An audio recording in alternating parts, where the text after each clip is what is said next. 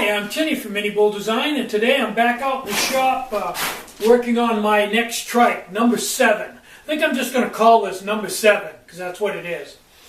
Now, today I got the seat finally where I want it and welded it in place.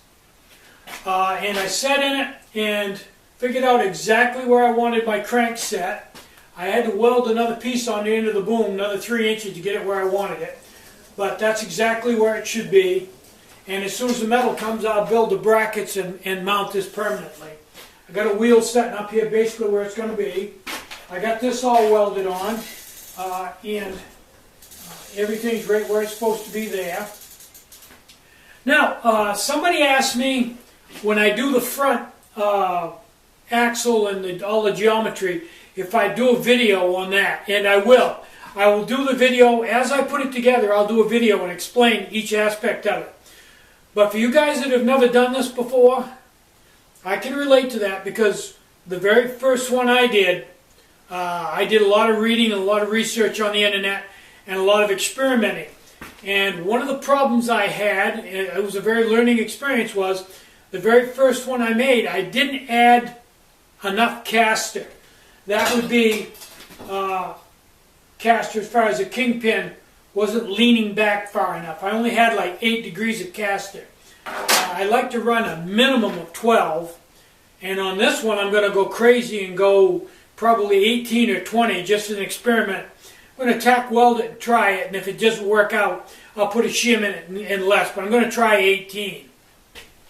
Now the thing about caster is the more caster you have, the bigger your turning radius is. Your wheels, it's hard to explain, but the more caster, the bigger the area it takes to get. It's like a motorcycle. The choppers, it takes a whole parking lot to turn one around because they have so much caster.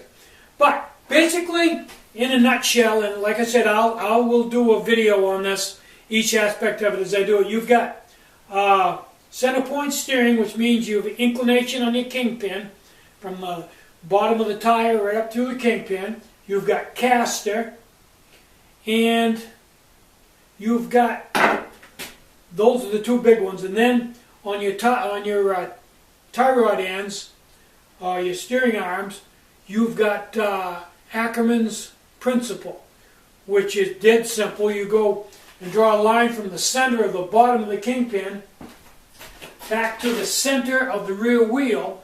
If you could just like put a pin on it and stretch a line out, the connecting point on your steering arms for your tie rod should intersect that line between the bottom of your kingpin and the center of your rear wheel. If you were to draw it right out, it would be a triangle.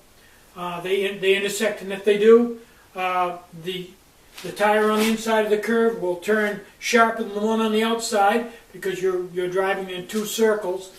Your outside circle is bigger than your inside circle, so your inside wheel needs to be turned further, and you won't get any scuffing at all. It works fine.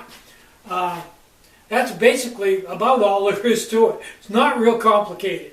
It seems complicated, but when I do the video, you'll see that it's pretty simple. There's not a lot to it. And you've got, on something like this, you've got a fair amount of leeway. It's not like we're going to race this at Daytona at 200. You know, if you're off a degree or two one way or the other, you probably won't even notice the difference. Now, I went out to the factory today and finished 10 Elites and listed those in the store. I only put a couple on Elites, and I think there's 8 10-centimeter Elite cook kits. So if you want one of those are in the store.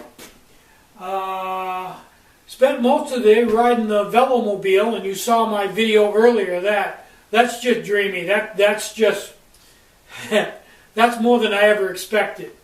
It is just cool. The cool factor on that is right over the top. For me personally, it's like a childhood fantasy come true. I want to tell you a quick story here because this video is getting long because I'm rambling. I was going to go to the optometrist and get another pair of glasses. These are progressive in that as you tilt them one way or the other, the prescription changes so that there's one prescription right here for looking straight ahead, another one for mid-distance, and then they get stronger when you look down at things close, like your speedometer on your car. Anyway, my glasses were fine. When I got a little bit older, my eyes changed. Not a lot, but some. Enough so I was having to tilt my head to see. So I went and got new progressive lenses and new frames, and with the eye test and the frames and the prescription, they were real high quality progressive. It was like $400 or $500. I know. So anyway, over the last couple of years, my sight has changed again, and I think it went back in the other direction. So I was going to go get another pair of glasses, long story short. I was kind of waiting because I didn't want to spend $400 or $500 right now, but I got to the point where, yeah, I've got the money on the credit card, I'll go do it. Well, I didn't get around to doing it, and Beth was up in the attic cleaning up, and she brought me down a whole box of stuff to paw through. And in the box was a eyeglass case, and I opened it up, with a pair of my old eyeglasses in there. And I thought, I'll try them on just for the heck of it. I put them on, and they're perfect. For driving, they're absolutely perfect. They're the prescription before my eyes changed, and as I got older, my eyes changed back. The optometrist explained that when you get older, your eyes get a little stiff and brittle.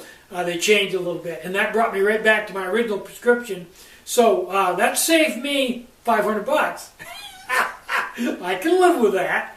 So anyway, I've got a pair of driving glasses now. I leave them right in the truck, and they work perfect. I don't have to tilt my head back anymore. Signs and everything are razor sharp. Okay, I think that's everything for this video. I'm Tinny from minibulldesign. Get out and hike, take a friend, enjoy the great outdoors, and more important than anything, try to have some fun today, and try to have a really great day. Bye-bye.